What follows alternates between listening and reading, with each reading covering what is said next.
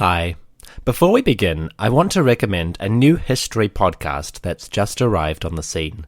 It tells the story of a famous people, a nation of warriors and traders who appeared one day in ancient Denmark and then made their mark on the Old World and the New. Allow me to introduce the History of Vikings podcast. From the first origins of the Vikings and their sudden appearance at Lindisfarne, through the age of heroes and gods, and even into the nitty-gritty of Viking battle, raiders, shield maidens, Asgardian gods, and longboats, it's all there in great depth and great detail. The History of Vikings podcast by Noah Tetzner. Check it out at thehistoryofvikings.com, on iTunes, or wherever you get your podcasts. I recommend it.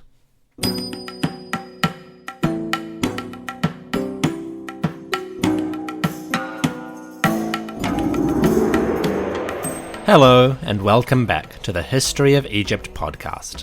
Episode 98, Young Bull Appearing in Memphis. In this episode, we explore the deeds of the Crown Prince Thutmose, and also of his sister, the little-known but curious Sit-Amun. This episode is brought to you by Megan Townsend, Blair Taylor, and Michael Nooner, in gratitude for their donation to the podcast. Thank you very kindly, folks. I have lit incense to the Apis bull. May he make all your endeavors fruitful and nourish your families. To everyone listening, please enjoy the story.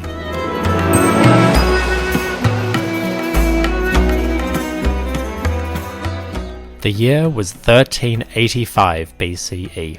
It was regnal year 15 under the majesty of Amunhotep III, king of Egypt. The land was at peace, prosperity reigned, and throughout the country the many servants of Pharaoh were living their lives undisturbed by any evil. It has been 4 years since we last checked in with Amunhotep. Since his eventful year 11, the king had settled into a predictable rhythm of life. As ruler of the two lands, he oversaw governance and commanded projects. As the highest priest, he made offerings to the gods and satisfied them with his worship. Finally, as a husband and father, he managed the affairs of his household and saw to it that his family were provided with their needs. It was a busy life, but it was starting to quieten down.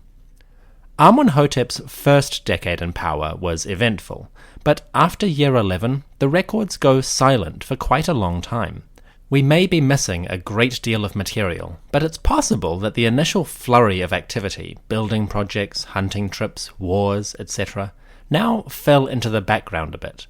Every major project was already underway, and nothing new was started. This leaves us a gap, a blank space between regnal year 12 and year 20. What to do? Fortunately, our records are not totally empty. We are able to fill in this gap by reconstructing the lives of two people in particular. Firstly, the king's son, Djhutmose, seems to have matured around this time, and we can observe his activities through a few tantalizing references. Secondly, the king's daughter, Sit-Amun, probably came of age as well, and we can catch a glimpse of her thanks to some lucky finds. So, in 1385 BCE, we can start to look at the lives of the royal children, the next generation destined to inherit the world. Allow me to introduce the prince and princess. In 1385 BCE, the royal city of Memphis was quiet. The country was peaceful, and the city itself carried on the daily rhythms of life. People planted fields, fashioned pots, wove linen, and built houses. In the elite quarters, scribes counted and copied, and overseers managed the movement of goods. In the temples, priests worked in rituals, offerings, and the preparation of festivals. The largest temple of Memphis was that of Ptah. Ptah, south of his wall, was the patron of the great royal city. For more than 1,500 years, Ptah had watched over Memphis and protected its people. His priesthood was among the oldest in the land, and certainly the most prestigious. From all over Egypt, elite boys would come to Ptah's temple to learn the ways of the god. There were many acolytes, but for our purposes, one boy stood out in particular. His name was Djhutmose, although we know him better as Thutmose. Thutmose was about 13 years old, still a boy, but beginning to learn the skills that he would need as a man. As part of his growth, he was taking instructions in the rites and traditions of the Great Temple. Offerings, liturgies, and histories, he was being immersed in the religious life of his people. Of course, as the son of a pharaoh, Thutmose did this in a unique manner. He had a lot more responsibility right off the bat, and over time he rose to much grander heights than your average acolyte could expect. To begin with, this young man was given a most important role. Thutmose was made a sem-priest. The sem-priest was Egypt's equivalent of a celebrant, a religious official who worked mainly with funerals. The sem-priest served in rituals and ceremonies associated with the dead, and their responsibilities are surprisingly well documented. Among other things, it was the sem-priest who was responsible for the famous opening of the mouth. So Thutmose, as a sem, would have been very active in the lives and deaths of people around him. Inevitably, this connected him with the powerful. Prince Thutmose's first great test may have come when his superior in the temple, the high priest, died. Sometime around 1385, the chief priest of Ptah slipped off the mortal coil and journeyed into the west. Naturally, he now required a funeral, and it's possible that Prince Thutmose acted as the sem-priest for the ceremonies which now followed. The high priest was named Ptahmose, or born of Ptah. An auspicious name for a priest, he came from an illustrious family. Ptahmose's father had been vizier, and about 20 years later his son, Ptahmose, would follow him as the high priest. It was one of those families, the wealthy, well-connected nobility who monopolized high offices and wielded great influence at the Egyptian court. Well, that family had now lost a son. One day, a funeral procession made its way into the necropolis west of the city of Memphis. They trod a well-worn path west of the city, following the dirt track which led into the desert towards the sepulchres. The procession was elaborate, cattle at the front for sacrifice, then men hauling on ropes pulling the coffin, then the sem-priest Thutmose. Finally, the mummy itself rode in its coffin on top of a sled that was pulled by the men ahead. At the rear, porters carried the grave goods, and mourners wailed in exaggerated grief.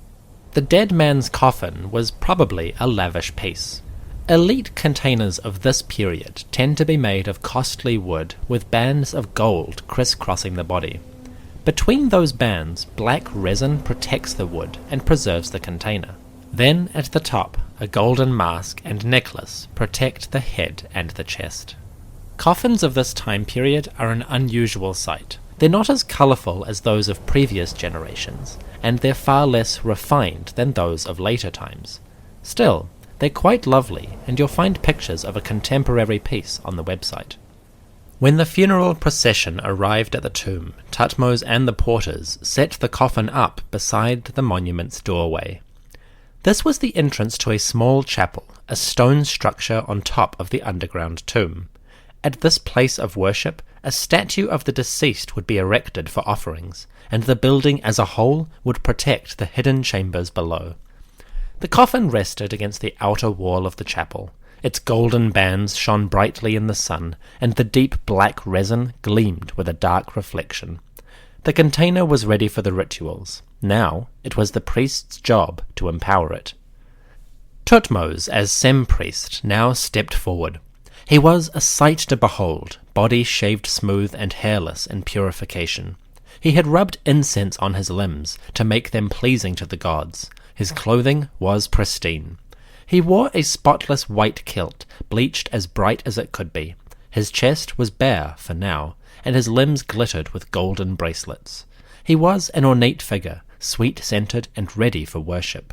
The ritual could begin.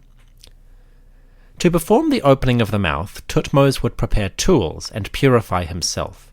When he was ready, he approached the coffin, raised his left hand, and extended his little finger. He placed that finger to the lips of the mummy, pressing it at the point where the lips meet.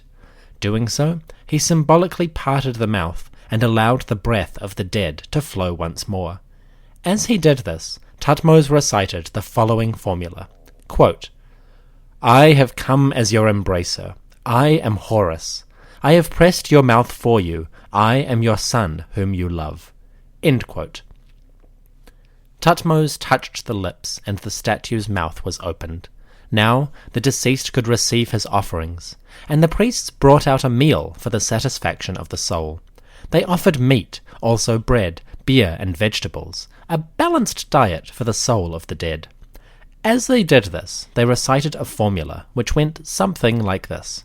Quote, "You live in the afterlife as a god, furnished with bread, furnished with beer, furnished with cool water. It is granted that 4 legs will come to thee, and selected portions of meat are brought. The best of the offering table is given. All this for the Osiris, the deceased." End quote. At this point, Thutmose and his colleagues performed a number of rituals connected with the story of Osiris himself. In the main ritual, Thutmose and his colleagues came together as a group called the Followers of Horus. They were the guardians of Osiris, the protectors of his body, and they defended themselves against another group called the Followers of Seth. Seth had attempted to destroy Osiris and Horus way back in great antiquity. Now, in the funeral ceremonies of the New Kingdom, that myth was reenacted. When this part was complete, the followers of Seth lay defeated. Horus and his colleagues were triumphant. They had successfully guarded Osiris, the deceased, against any forms of destruction. When Thutmose and company had defended Osiris, or the coffin, successfully, they could move into the final phase of the funeral. At this point, Thutmose donned the quintessential garb of the sem-priest, the garment which almost every scene depicts them in. He draped leopard skin over his shoulders. This skin was worn like a cloak, with the leopard's head dangling over his belt and hooked onto his kilt. It was a splendid piece of clothing, both rare and impressive to look at. Clad in this garment of victory, Thutmose stepped forward as the Horus who defends his father. The coffin was now safe, protected from its enemies. The soul of the dead was able to eat and had been nourished with offerings. At this point, the priests were ready to take the coffin into its tomb and lay it down to rest. Before they did, they called out one last formula. Quote, "As the king is pure, so let all the offerings made to your ka or spirit be pure. As a god is satisfied with his offerings, let the Osiris, the deceased, be satisfied with his offerings. Welcome, O servant of Osiris, as a soul amidst the spirits, as a power in this tomb." End quote. The soul and spirit, or Ba and Ka, were now able to enter the realm of Osiris. The deceased person was both a servant of and an incarnation of the funerary god. He was worthy of respect, of veneration and offerings, and he would go into the afterlife honored and adored. The priests outside had guided the spirit into his eternal rest. Now there is a lot of complicated theology going on in the background here, and I have simplified it horribly. These are the broad strokes of the ritual in the time of Amenhotep III. In future episodes, we will see the opening of the mouth undergo some radical changes and revisions according to the trends of social change. But around 1385, the ritual was an ornate and highly ceremonial process. It invoked ancient myths and gave the deceased great power and status in the afterlife. In the time of Amenhotep III, it was a truly elaborate rite, with as many as 75 different sections and chapters involved in the overall ceremony. Thutmose and his colleagues led the coffin into the tomb itself. At the necropolis of Memphis, this tomb took the form of a deep shaft, a pit going right down into the bedrock and leading to chambers deep underground. The coffin was lowered down this shaft, and the priests may have guided it from the bottom. Once the vessel was safely underground, the priests and porters carried it along a passageway, down another shaft, towards the hidden chamber. In the burial chamber itself, the coffin was laid to rest. The priests, including Thutmose, placed flowers on its chest and uttered the final prayers of protection. At this point, we assume, porters carried in the various grave goods and arranged them around the coffin. Depending on the individual, this might be a few pots and tools and some furniture, or it could be a full assemblage of goods, like those in the tomb of Iouiya and Touiyou at Thebes. Either way, it was a careful process. Nothing could be damaged, and the deceased could not lack for any essentials in the afterlife. When the chamber was complete, it was time to seal the tomb. Thutmose, the priests and the porters left the hidden chamber and climbed back up the shaft. Emerging into daylight, they watched as the entrance was covered over and the hidden chamber sealed away. The chapel itself would continue to operate as family and priests brought offerings on special occasions. But the tomb itself was sealed and hidden. The funeral was complete. With their work done, the funeral procession made its way back to the city of Memphis and resumed the rhythm of their lives. Down below, the coffin of the deceased rested in its eternal chamber.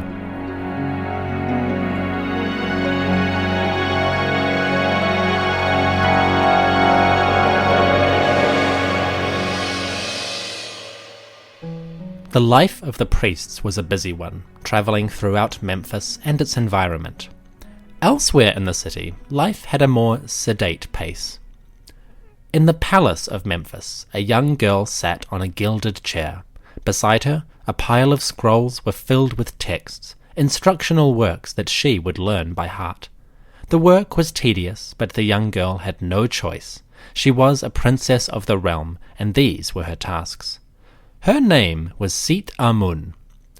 Sit-Amun, meaning Amun's daughter, was the eldest girl of the family. She was about 14 years old, becoming a woman now. Perhaps she spent her days reading and writing and weaving, or perhaps her time was idle.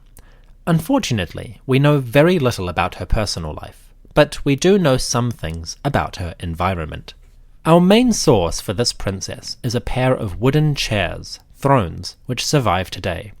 They were buried in the tomb of Sit-Amun's grandparents, Iouiya and Touiyou, and when their tomb was uncovered, the furniture of Sit-Amun came to light.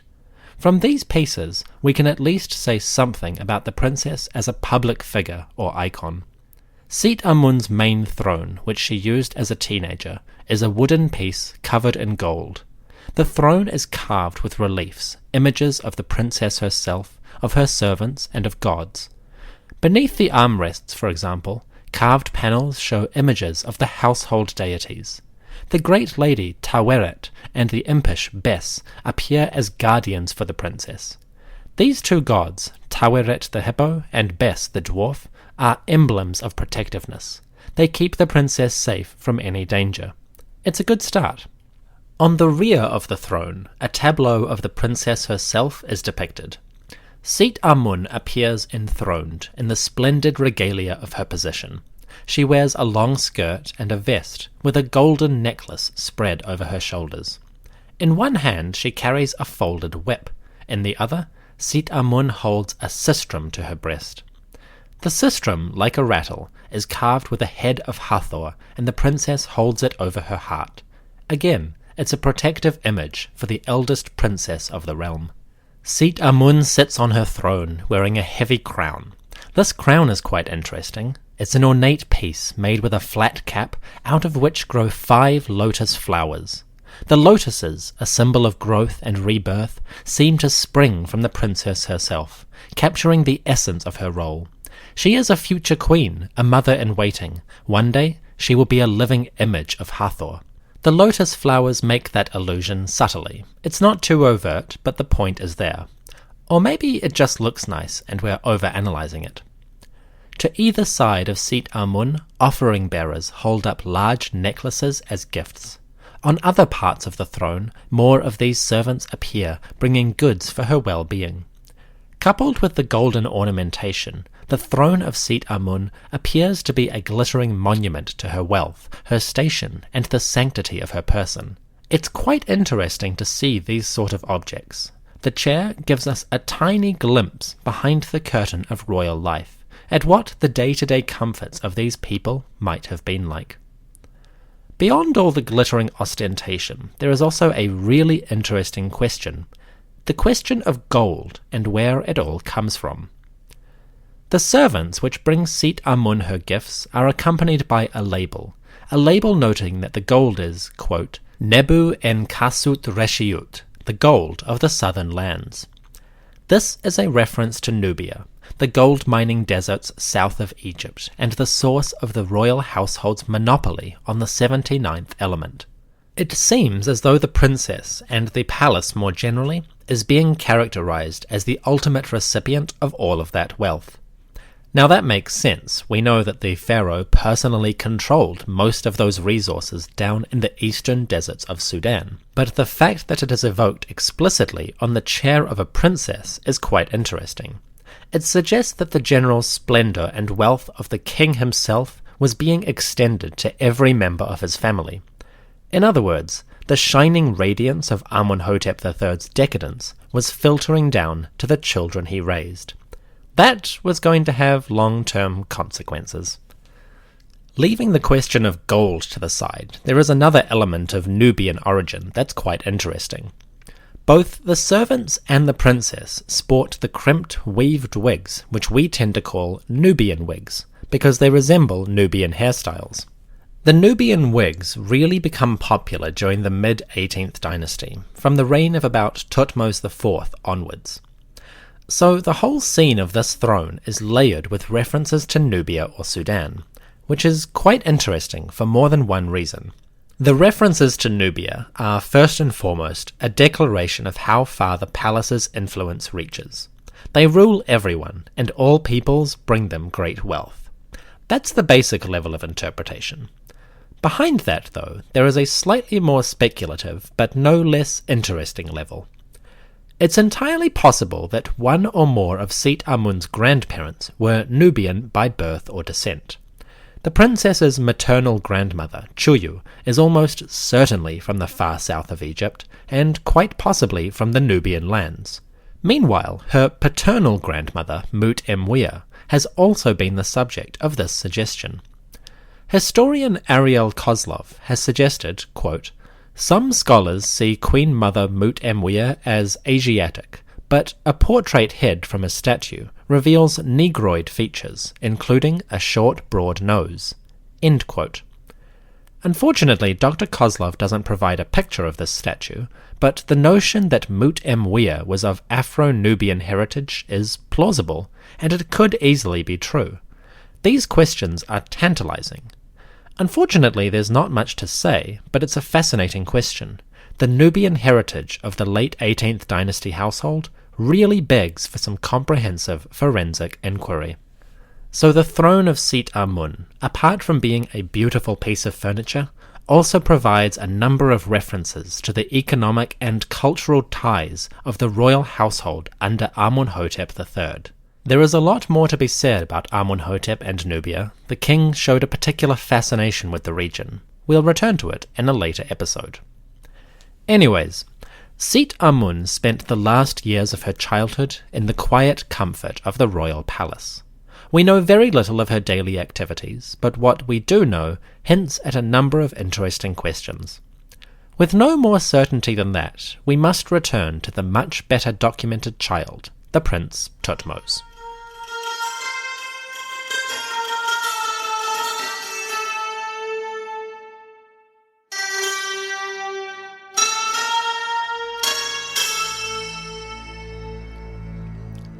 The year was now 1383 BCE, regnal year 17 of Amunhotep III.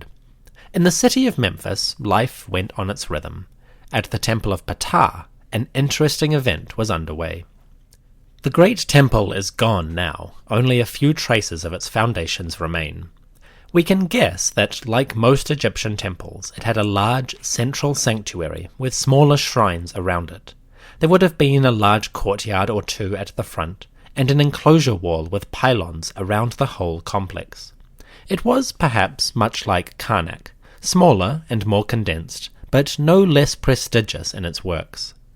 Within the walls of Ptah's temple, priests, scribes, and craftsmen fashioned works in the name of, and for the glory of, a great creator god.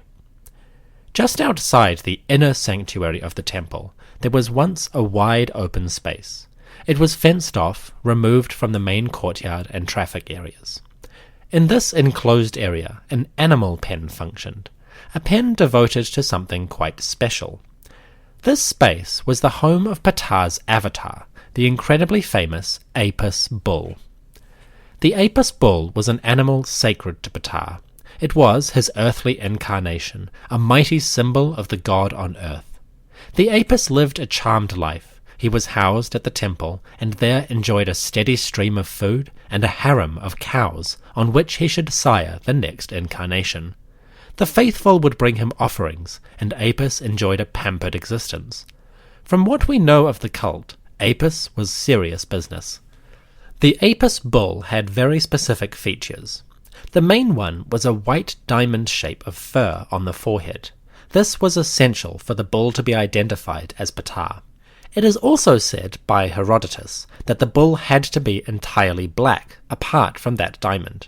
This might have been the case when he visited, but 900 years earlier, images show us the Apis bull as being both black and white, so aspects of the cult did change over time. Herodotus also tells us that the bull was mourned on the same level as a pharaoh when it died. Again, that could have been true later on, but during the 18th dynasty, the cult doesn't seem to have been quite as important as it later became. In fact, up until the reign of Amunhotep III, the Apis bull wasn't even buried.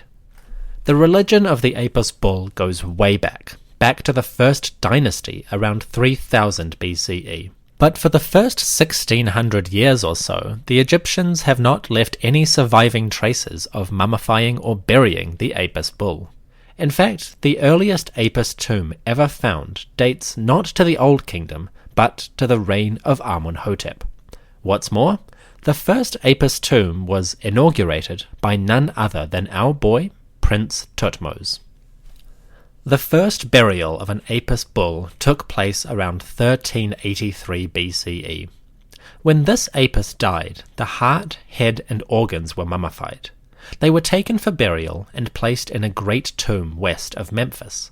This tomb was located on the desert's edge, near the old pyramids of Teti, Userkaf, and Net-Jeriket-Djoser. The great crypts were under a huge stone platform. You go down a passageway into a somewhat labyrinthine vault. There, in the glimmer of torches, you find huge rooms cut into the bedrock. Each room holds a vast sarcophagus, weighing up to 70 tons each. In those sarcophagi, the remains of the Apis bulls rest. Of course, most of the animal mummies are long gone. What survives are a few heads and some canopic jars holding the bull's organs. It seems that the head and the organs were the only parts which the Egyptians kept, for these are the only parts discovered when the Serapeum was opened and its contents excavated. We're not sure why they didn't mummify the whole body. It's possible that the body was consumed in a ritual feast. But what is clear is that during the 18th dynasty, the Egyptians only kept a few parts. These were the parts that they buried. Around 1383 BCE, regnal year 17, the first known burial of an Apis bull was performed. Prince Thutmose was about 14 years old. He was entering manhood by their standards. He came as a priest of Ptah, a sem-priest, ready to conduct the funeral. Like the earlier funerals he had led, he came as a protector of the dead and one who opened its mouth. It's quite likely that he performed the opening of the mouth ceremony on the Apis bull as well. After all, bulls need food and water too. So Thutmose donned the leopard skin, recited the invocations and prayers, and awakened the faculties of the Apis bull. After this, he and his father carried the canopic jars into the tomb. We actually have a trace of this in picture form, a block of stone carved with the prince's image, which was found in the Apis tomb. Thutmose appears holding the canopic jar, while wearing a leopard skin to denote his rank. In front of him, a trace of his father appears, wearing the crown of Lower Egypt. Thutmose wears no crown, only the garb of a high-ranking priest. Clearly, he is overshadowed by his father, who is much taller and more imposing. Thutmose is depicted as a secondary figure, and yet it is his image that survives the best. Irony. In the original scene, Thutmose and Amenhotep made their offerings to a statue of the Apis bull, or perhaps even to an image of Ptah. They offered up the vessels and invoked prayers for the well-being of Apis in the afterlife. Remarkably, those vessels or canopic jars exist, and they survive to this day. A series of canopic jars discovered in the tomb carry the titles of Prince Thutmose. He is named as priest, eldest son of the king, etc., etc. The jars are a remarkable find, all things considered. They are a silent testimony of ritual and solemn observance more than 3,000 years old. They are also one of our few physical connections with the crown prince of the two lands. There is another physical trace of the prince, but I'll cover that in the epilogue to this episode. Djhutmose and his father conducted the funeral for the Apis bull in the cramped confines of the subterranean crypt. They placed the head of the bull in its sarcophagus along with the canopic jars. Then they sealed it away, closing the vault behind them. One day they would return to bury the next Apis bull. It seems that in the lifetime of Amenhotep III, at least 2 Apis bulls died. So he would be back. The Apis crypt would see the pharaoh again. The king and the prince closed the Apis vault and returned to the city of Memphis. Life went back to its regular pattern. Djhutmose, the sem-priest, officiated in rituals and observed the solemn rites of Ptah's temple. The pharaoh went back to governing and watching his son's education.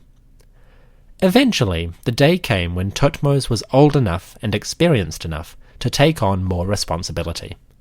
This moment, perhaps, came around 1380 BCE. In that year, the 20th regnal year of Amunhotep III, Djhutmose was given a great honour. The high priest of Ptah, named Ptahmose, had died some years before. Now, the temple was getting a new high priest. Can you guess who? Yeah. Crown Prince Djhutmose, son of the king, ascended to the rank of Wer Kerep Hem, which translates as Great Leader Priest, but we tend to render it as High Priest. Djhutmose, all of 17 years old or so, rose to one of the highest religious offices in the two lands. The eldest son of the pharaoh had now truly arrived. At a young age he was invested with the solemn responsibilities of office and the power of a high priest. It was all part of the finest traditions of Egyptian nepotism. The prince went from being a middle-rank sem-priest to the chief of the whole temple. Quite the promotion, all things considered. Now, to be clear, the dates of all of these events are shadowy at best.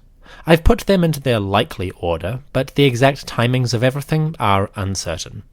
Despite these gaps, we do have a remarkably detailed account of a prince's rise to power.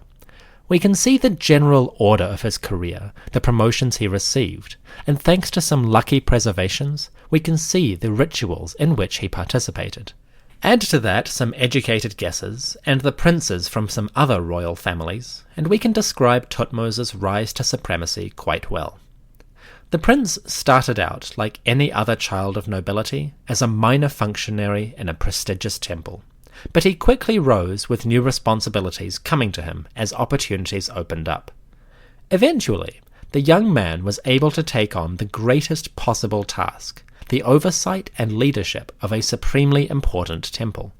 This was nothing less than a declaration of the king's trust. Djhutmose was worthy, and one day he would inherit the crown of the king. All hail the prince.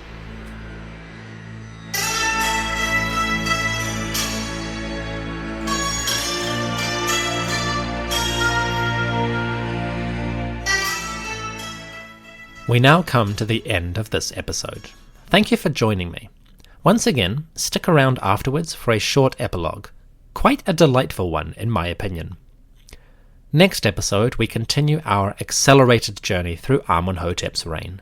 From 1380 down to 1370 BCE, the third decade of his power was, again, a poorly recorded time. But we can still see that a lot happened. For one thing, it seems that Egypt was struck with a calamity. Somewhere around 1380, the land of the Nile began to suffer a prolonged bout of plague. This epidemic would sweep the region and carry many souls off to the underworld. Before it ended, even the gods of foreign lands would be coming to Egypt's aid. Join me soon for episode 99, 4 funerals and a wedding. Right now, the epilogue to today's episode, which follows after the break.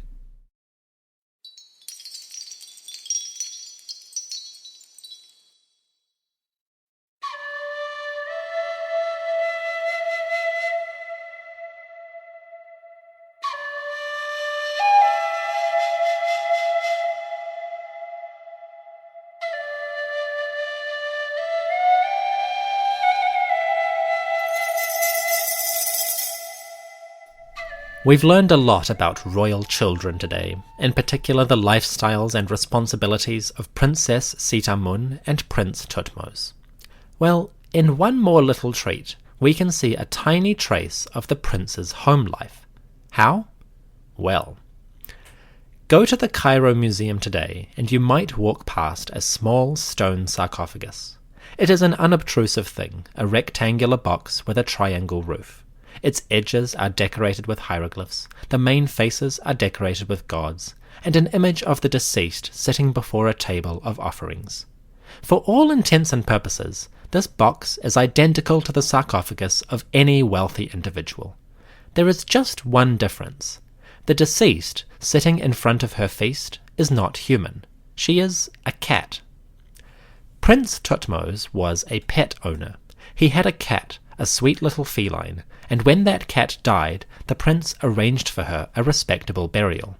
This little sarcophagus is the last resting place of Prince Thutmose's kitty. The cat's name was Ptahmose, aka she-cat. The Egyptian word for cat is Mu, which incidentally gives the land of the pharaohs a wonderful connection to the world of Pokemon. Thutmose simply gave his cat the feminine version of the word Mu, and thus Ptahmose, royal kitty cat, got her name. When Ptahmose died, perhaps during that plague which was coming after year 20, Thutmose commissioned a sarcophagus for her burial. It was expensive, made of limestone, polished smooth, and carved with glyphs and images. The coffin is basically a miniature version of a human casket. The same gods appear, Nephthys and Isis, who give their lamentations, and the 4 sons of Horus, Hapi, Imseti, Djhutmose, and Qebehsenuef. They all provide the cat with protection in her journey to the afterlife. The idea that she, a cat, would actually make it there is guaranteed by the hieroglyphs. Here we see wonderful texts invoking the great gods and referring to Ptahmose as none other than Osiris herself. Quote, "Words spoken by the Osiris, Ptahmose. I bristle before the sky and its parts that are upon it. I myself am placed among the imperishable ones that are in the sky. I am Ptahmose, true of voice." Words spoken by Osiris. Ptahmose is not tired, nor weary is her body. She is true of voice before the great god. End quote.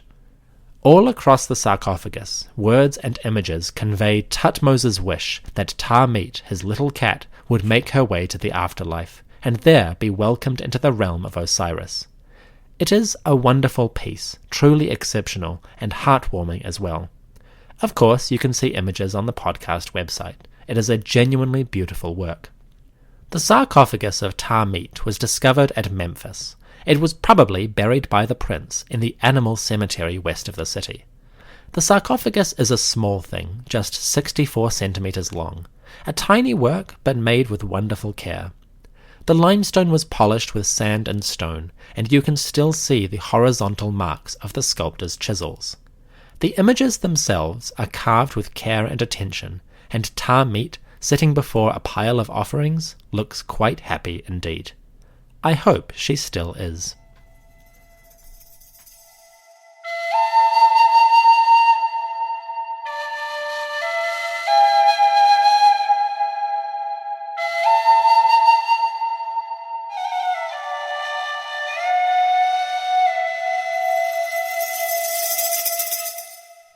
The History of Egypt podcast is supported by Online Great Books, an online course with one simple goal, to help you engage with the books that changed history.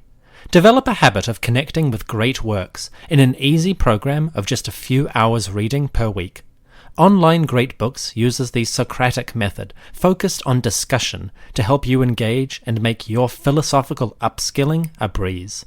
The course curates a selection of great and classic works of philosophy. They select the best translations and will ship the hard copy to you for easy reading. From there, it's an easy-to-understand journey as they guide you through the development of books which changed their worlds.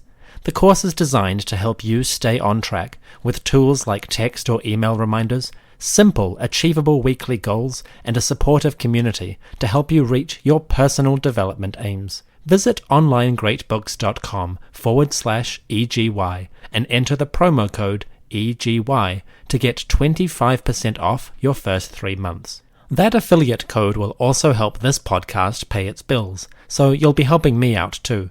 Remember, enrollment is limited, so don't skip out on the opportunity. Check it out at onlinegreatbooks.com/EGY. Hope to see you there.